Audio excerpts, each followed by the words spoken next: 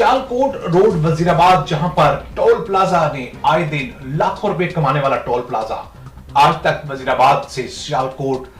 सड़क को मुकम्मल ना कर सका। इलेक्शन के दिनों में फंड्स लगाकर उस सड़क को बनाया गया, जो 2 दिन बाद बारिश का शिकार हो गई और आज उसी सड़क के ऊपर वजीराबाद के नवाही इलाका जीटी रोड के ऊपर सोहरा के करीब एक तेज रफ्तार कार का टायर बर्स्ट हुआ, जो कि बेकाबू हो गई और अकब से आने वाली मोटरसाइकिल से टकरा गई। गाड़ी की टक्कर से मोटरसाइकिल सवार फैमिली में मियां बीवी और 2 साल बच्ची शदीद जख्मी हुए, जिनको रेस्क्यू 1112 ने जख्मियों को तबी इमदाद के लिए तहसील हेडक्वार्टर हॉस्पिटल मुंतकिल कर दिया गया। हादसा रोड पर जगह जगह पड़ने वाले खड्डों के